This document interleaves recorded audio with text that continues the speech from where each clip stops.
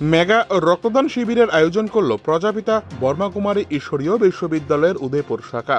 রাজ্যের অর্থমন্ত্রী প্রণজিৎ সিংহ রায়ের হাত ধরে উদ্বোধন হলো এই রক্তদান শিবির।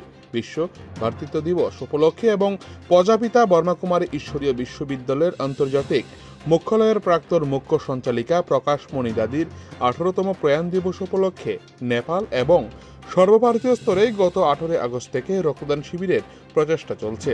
সর্বভারতীয় স্তরে 1 লক্ষ ইউনিট রক্ত সংগ্রহ করা হবে। গত 18 আগস্ট সর্বভারতীয় স্তরে রক্তদান শিবিরের উদ্বোধন করেন কেন্দ্রীয় স্বাস্থ্যমন্ত্রী জেপি নাড্ডা।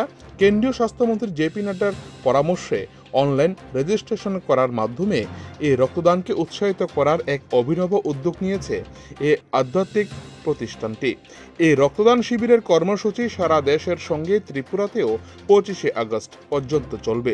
প্রকাশমণি দাদির 18তম প্রয়াণ দিবসকে স্মরণীয় করে রাখতে এবং বিশ্ব ভাতৃত্ব দিবসকে মজবুত করতে উদয়পুর ঈশ্বরীয় পরিবারের পক্ষ থেকে এই রক্তদান শিবির আয়োজন করা হয়।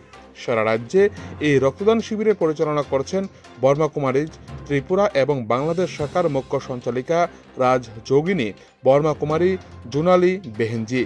উদয়পুর বর্মাকুমারী শাখায় রক্তদান শিবিরের উদ্বোধক অর্থমন্ত্রী প্রণজিৎ সিংহ রায় ছাড়াও উপস্থিত ছিলেন পৌরপিতা শীতল চন্দ্র মজুমদার। অনুষ্ঠানে সভাপতিত্ব করেন প্রজাপিতা বর্মাকুমারী ঈশ্বরীয় বিশ্ববিদ্যালয় গোমতী জেলা ও দক্ষিণ ত্রিপুরা জেলার মুখ্য সঞ্চালিকা রাজযোগিনী বর্মাকুমারী প্রজ্ঞা। এদিনের রক্তদান শিবিরে মোট 42 জন রক্তদাতা রক্তদানে অংশগ্রহণ করে। উদয়পুর থেকে নিজস্ব প্রতিনিধি রিপোর্ট, টিভি 100 বাংলা।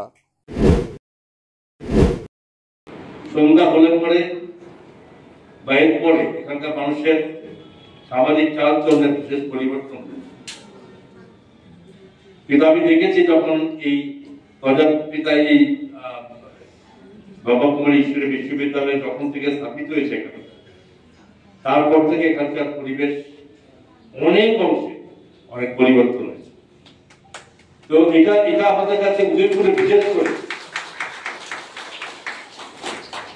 অ্যাডমিনিস্ট্রেশনের কথা ছেড়ে দিলাম, এখানকার যত পরিবার আছে যারা মাতা পিতা তারা কিন্তু প্রত্যেকে একটা ভীষণ সমস্যা থেকে মুক্ত হয়েছে। এটা শুধু উদয়পুর না, যেখানে সংস্থা যেখানে করেন সেখানে এইভাবে সেই পরিবেশটা গড়ে তোলা। আড়ালি আমি গেছি, আড়ালিয়ার নামের সঙ্গে যুক্ত। আড়ালি এমন একটি জায়গা, তার পাশে আমি কলেজে হোস্টেলে থাকতাম। তো আড়ালিয়া মানে সেখানে যত রকম উচ্ছৃঙ্খলতা, যত অসামাজিক কাজ সেখানে একটা সবসময় জারি ছিল বহু বছর থেকে। আড়ালিয়া তো সেখানে একটা এমন পরিবেশ গড়ে উঠেছে যেখানে এখানে স্বাভাবিক এটা একমাত্র দাবি রাখতে পারে যে প্রজাপিতা এই বর্মাকুমারী ঈশ্বরীয় বিশ্ববিদ্যালয় এটা প্রমাণ করে দেয় যেখানেই তারা এই শুরু করে সেখানকার পরিবেশ পরিবর্তন করে তারা